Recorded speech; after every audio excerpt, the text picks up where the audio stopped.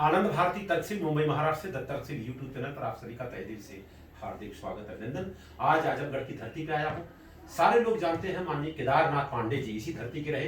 Last में दरअसल सच को सच और झूठ को झूठ जब कहने लगे तो उनके समाज के लोगों ने उनको घर से बाहर निकाला, तो उन्होंने अपना नाम चेंज कर लिया। नाम चेंज करके राहुल सस्तिदान के नाम से जाने जाते हैं और बताने की जरूरत नहीं। अब उनका काम दरअसल और कोई कर रहा है तो माननीय कमला सिंह तरकस जी कर रहे हैं। तो मैं सर आपसे 1 मिनट में जानना चाहूंगा राहुल सस्तिदान के बारे में और बाबा साहब डॉक्टर भीमराव अम्बेडकर के बारे में, क्योंकि ऑलरेडी आप एक कवि भी हैं, आप लेखक भी हैं, एक विद्यालय के प्रबंधक भी हैं और समाज के सोशल काम तो इतना बढ़िया करते हैं, बताने की जरूरत नहीं है। सर बताएं सर क्या संदेश देंगे यहाँ से सर राहुल सस्तिदान के बारे में। सर राहुल सांकृत्यायन आजमगढ़ की धरती से पूरी दुनिया में जाना जाने वाले एक बड़े व्यक्तित्व हुए हैं और एक सबसे बड़ा काम उन्होंने जो किया है, बाबा साहब का जो संविधान है जो इंग्लिश में था उसका हिंदी अनुवाद भी उन्होंने किया था और उनसे इतने अधिक प्रभावित थे कि आगे तो पूरे उनके जीवन में बदलाव आया। पहले वो एक साधारण ब्राह्मण कर्मकांडी परिवार में पैदा हुए और एक साधु के रूप में राम उदार दास के रूप में मंदिर में रह करके उन्होंने पुजारी जैसा काम किया, लेकिन लगातार उनकी चेतना आगे बढ़ती गई और उन्होंने जो भ्रमण किया उससे उनके भीतर इतने बड़े बदलाव आए कि उन्होंने महात्मा ज्योतिबा फूले और सारे लोगों ने जो काम किया है उसको उन्होंने अपने जीवन में उतारने का काम किया और तथागत गौतम बुद्ध के रास्ते का वर्ण किया और पूरा जीवन उनका संदेश है। उनकी रचनाएं, उनकी ग्रंथ, उनकी किताबें, सबसे पूरा एक मानवतावाद की स्थापना मिलती है। उन्होंने पाखंडवाद को इतनी बुरी तरह से लताड़ा है और उसको खता बता दिया, उसको बर्बाद करने के लिए लोगों को प्रेरित किया कि इस पाखंडवाद के रहते समाज में कभी भी मानव का उत्थान नहीं हो सकता है। इसलिए वो दुनिया में हमेशा जाने जाएंगे। जब तक यह समाज रहेगा, जब तक मानवता जिंदा रहेगी, तब तक राहुल सांकृत्यायन भी रहेंगे और हमें उन पर गर्व है और उनके रास्ते पर हमें चलना चाहिए। आज जो लोग नहीं समझ पाते हैं, तथाकथित ब्राह्मण विचारधारा के लोग, उनके लिए वो महापंडित के रूप में स्थापित होकर के एक बड़ा संदेश देते हैं और सभी को समझना चाहिए। आज उनसे जुड़े हुए तमाम लोग मिल जाते हैं क्षेत्र में जी, तो ये हमारे लिए खुशी की बात है कि वो हमारी इस धरती से रहे और हमें उनके रास्ते पर चलना है और तभी एक अच्छा समाज बन पाएगा। उनके द्वारा लिखा सर एक किताब मैंने पढ़ा, उस किताब का नाम है, उस बुक का नाम है बोलगा से गंगा तक। बोलगा से गंगा अपने आप में अगर उनकी सारी रचनाओं का एक निचोड़ कहा जाए तो एक ये 20 कहानियों की जो ये है बोलगा से गंगा जी, ये अपने आप में किसी को दिशा देने में पूरी तरह से सक्षम है। जिस तरह से हमारे देश में एक दूसरी विचारधारा में तमाम सारे पुराण और कितने ग्रंथ भरे पड़े हैं, मैं कहता हूँ अगर कोई बोलगा से गंगा एक किताब पढ़ ले तो वह पूरे जीवन की दिशा को समझ सकता है और बहुत कुछ लिख सकता है, कर सकता है। और बोलगा से गंगा की अगर मैं बात करूं तो अगर आप चाहें तो इंटरनेट के माध्यम से गूगल पे जाकर के वहां से आप PDF फाइल भी निकाल सकते हैं, अवेलेबल है सर। आज ये अच्छी बात है कि उपलब्ध हो चुकी है। जी जी जी सर, बाबा साहब के बारे में सर एक लाइन में क्या बताना चाहेंगे सर? बाबा साहब ने जो झंडा गाड़ा इस देश से पाखंडवाद को उखाड़ने के लिए और मानवता की स्थापना के लिए, उसके बारे में राहुल सांकृत्यायन ने कहा है कि बाबा साहब ने जो एक झंडा जो खूंटा गाड़ा है उसको कोई उखाड़ नहीं सकता।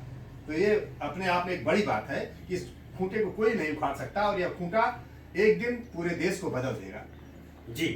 और हमने अभी सुना सर, अभी तो पहुंचा नहीं वहां तक, कि माननीय लक्ष्मण यादव जो कि ऑलरेडी प्रोफेसर है दिल्ली में और उनका भी दरअसल घर आजमगढ़ की धरती पे ही है। बिल्कुल, बैठौली गांव है उनका। उनके पिताजी भी बहुत अच्छे सामाजिक सोच के साम्यवादी चिंतक थे, शिवनारायण यादव जी जी जी, और उनके वह एक सपूत हैं जिसको कहा जाए कि लायक पुत्र हैं, जिन्होंने उनके नाम को और आगे बढ़ाया है और निश्चित तौर से हमें उन पर गर्व है। लक्ष्मण और आपकी मुलाकात उनकी बहन के शादी में हुई? बिल्कुल हुई है और उसके बाद कार्यक्रम में भी हुई जी जी, दोनों दिन। और हमने सुना कि वहां पर जो शादी का कार्यक्रम था, जो हम आप कहते हैं कि ज्यादा करके 99% काम करते हैं यहाँ के नाई लोग, तो उनके माध्यम से सब काम करवा लिया उन्होंने। बिल्कुल है ना, वैज्ञानिक संवैधानिक तरह से शादी हुई सर। बिल्कुल होना चाहिए और उन्होंने बहुत अच्छा काम किया, उसको उन्होंने बताया जी। और हमें खुशी ये हो रही सर, इसी आजमगढ़ की धरती से राजकुमार यादव हैं जो गायक कलाकार हैं बिरहा के, और बिरहा गायक कलाकार के साथ साथ ऑलरेडी वो राष्ट्रीय अध्यक्ष भी रहे हैं।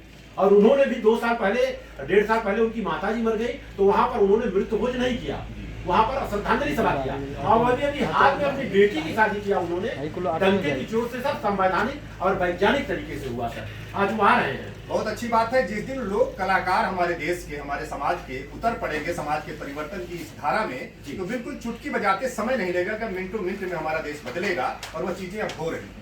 जी जी। ये अच्छी बात है, बहुत सुखद खबर है, क्योंकि हमारे कलाकार अभी भी वो पाखंडवाद से इतने ग्रस्त हैं कि कोई भी कार्यक्रम शुरू करने से पहले तमाम इस तरह की औपचारिकताएं करते हैं जो काल्पनिकता से भरी हुई है। जिस दिन वो धरातल पर उतरेंगे और यथार्थवादी आंदोलन को लेकर के आगे बढ़ेंगे तो बिल्कुल देखते देखते सब कुछ बदल जाएगा, जिसकी हमें जरूरत है, ऐसा भारत बन जाएगा। जी, माननीय लक्ष्मण यादव जो प्रोफेसर हैं, उनके बारे में सर एक लाइन में क्या कहना चाहेंगे? सुनते भी होंगे, देखते भी होंगे। वह एक नवोदित भारत के नायक हैं और उनकी साहस, उनकी हिम्मत, उनके जज्बे को मैं नमन करता हूं। और उनके साथ पृष्ठभूमि है उनके पिता की और आजमगढ़ की धरती की, जो एक क्रांतिकारी धरती रही है। राहुल सांकृत्यायन का भी उस परिवेश में सब कुछ समाहित है। वह एक ऐसे नायक के रूप में उभर रहे हैं। मुझे उम्मीद है कि आने वाले समय में वो एक बेहतरीन काम करेंगे और हमारा समाज बहुत तेजी से बदलेगा। और अभी अभी सर आपकी मुलाकात माननीय नीरज पटेल से हुई है, जो कि ऑलरेडी नेशनल दस्तक के सब कुछ वही हैं, और आपका इंटरव्यू हुआ। सर उनके बारे में क्या कहना चाहेंगे सर, पत्रकारिता के बारे में? नीरज पटेल के बारे में मैं जानता हूं कि उन्होंने वैदिक युग के घाघमेल से लेकर के ऐसे तमाम सारी किताबें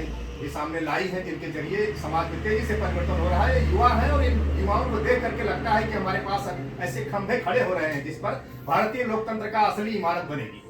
जी सर, हमारी आपकी मुलाकात हुई तो हमारे बारे में क्या लोगों को संदेश देना चाहेंगे सर? आपसे मिलकर के मुझे लगा कि मैं अकेला जो था, मुझे कारवां मिल गया, ये सबसे बड़ी बात है। और कारवां जब मिल गया तो हम मंजिल तक पहुंचेंगे, हम मंजिल फतह करेंगे, इसमें कोई शक नहीं है, आज नहीं तो कल। आज हमारी जो बातचीत हो रही है, माननीय मंगेश भारती आदर्श के ऑफिस में बात हो रही है, उनके बारे में आप क्या कहना चाहेंगे? मंगेश एक ऐसे नौजवान है जिन्होंने कम से कम जैसे ही उनको ये पता लगा कि एक ऐसी धारा है जो हमारे देश के परिवर्तन में बाबा साहब से लेकर के तमाम सारे हमारे जो समतावादी विचारक और चिंतक रहे हैं, उस दिशा में आज के समय में आज बिल्कुल तात्कालिक तौर पर एक पूरी मानसिक गुलामी के खिलाफ एक जंग आजादी है। इसमें वो पूरी तरह से इस एरिया में उसका आंचलिक परिवर्तन कर रहे हैं, इस अंचल में प्रयोग कर रहे हैं। इसलिए मैं उन्हें बहुत बहुत सारी बात दूंगा।